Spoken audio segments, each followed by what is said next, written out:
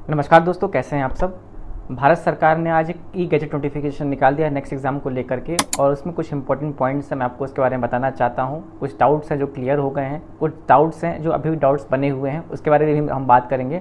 But पहले हम कुछ इंपॉर्टेंट पॉइंट्स के ऊपर बात करते हैं कि उसका इंपॉर्टेंट कंक्लूजन क्या निकल के आया, कि किस तरीके से परीक्षा ली जाएगी, क्या होगा। उसका जो पैटर्न था वो तो मैंने आपको पहले ही बताया हुआ था कि कैसे कैसे सब्जेक्ट होंगे, कैसे कैसे एग्जाम लिया जाएगा। लेकिन कुछ इंपॉर्टेंट पॉइंट्स हैं जो मैं आपको बताना चाहता हूँ, अब उनको ध्यान से सुनने का चाहें तो आप नोट डाउन भी कर सकते हैं। सबसे पहला बात यह है कि इंडियन मेडिकल ग्रेजुएट, एफएमजीज और वो हर कोई जो पीजी को ज्वाइन करना चाहता है उसको इस एग्ज़ाम को देना होगा, उस एग्ज़ाम को पास करना होगा।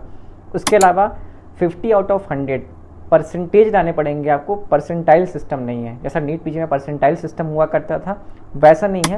आपको सारे के सारे 6 पेपर पास करने पड़ेंगे और 50% से पास करना पड़ेगा, उसमें परसेंटाइल नहीं होगा। तो ये सबसे इंपॉर्टेंट बात है। जैसे नीट पीजी में परसेंटाइल हुआ करता था, बट इन लोगों ने परसेंटाइल सिस्टम को हटा दिया और परसेंटेज ला दिया है। तो आपको सारे के सारे 6 सब्जेक्ट को 50% से पास करना पड़ेगा। उसके अलावा जिन बच्चों को, जो डॉक्टर्स जो पहले बन चुके हैं, उनको नीट पीजी देना है। जब तक ये पूरी तरह से इम्प्लीमेंट नहीं हो जाता नीट पीजी होगा, लेकिन ये नहीं बताया कि अगले साल कब होगा और होगा कि नहीं होगा, अभी भी डाउट बना हुआ है। उसके बाद नवंबर और मई के महीने में नेक्स्ट वन लिया जाएगा, ये आपको बताया हुआ है। जिस तारीख को आपने एमबीबीएस ज्वाइन किया है कॉलेज में, उस तारीख से लेकर 10 साल के अंदर में आपको ये परीक्षा पास करनी होगी।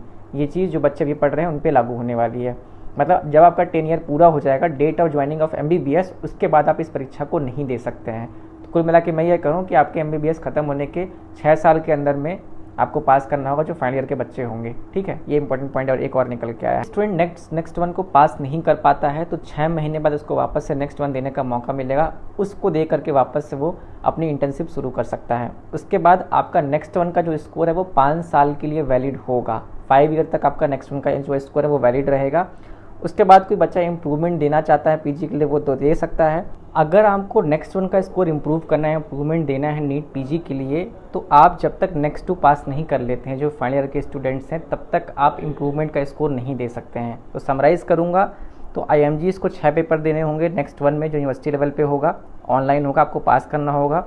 फिर आपको नेक्स्ट 2 देना पड़ेगा, तभी आपको परमानेंट लाइसेंस प्रैक्टिस वाला मिलने वाला है। एफएमजीज़ को 6 पेपर देने होंगे, नेक्स्ट वन देना होगा। इसके अलावा वो स्टूडेंट जिनके पास ऑलरेडी पहले से लाइसेंस है और उनको पीजी की सीट के लिए अप्लाई करना है, तो उनको नेक्स्ट वन पास करना पड़ेगा। अब इस पूरे गैजेट में नहीं कहीं पे भी इन लोगों ने नेगेटिव मार्किंग के बारे में बातचीत नहीं करी है कि परीक्षा में नेगेटिव मार्किंग होगी कि नहीं होगी। अभी भी ये डाउट बना हुआ है कि 2019 का बैच जो है वो इस नवंबर में परीक्षा देगा कि आने वाले अगली 2024 की मई में परीक्षा देगा।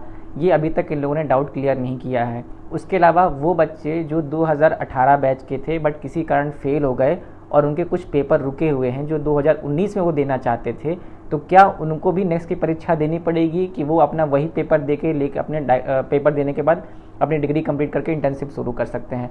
ऐसे और भी स्टूडेंट हैं जो 2014 या 15-16 बैच के जिनकी बैक लगी हुई है, उन बच्चों का क्या होगा, उन स्टूडेंट्स का क्या होगा, उसके बारे में कोई क्लैरिफिकेशन इस ई गैजेट से हमें निकल के नहीं आया है।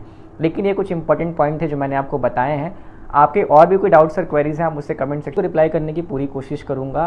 बट ये बहुत ही दुर्भाग्यपूर्ण निर्णय है जो सरकार ने इस वक्त लिया है। इस समय पे ऐसा डिसीजन लेना नहीं चाहिए था मेरे हिसाब से। जैसा मैं पहले भी बोलता चला आ रहा हूँ, यदि आपको लागू करना है तो 2020 बैच के बाद आप लागू करिए, ताकि बच्चों को पढ़ने का समय मिले, तो उनको तैयारी करने का समय मिले।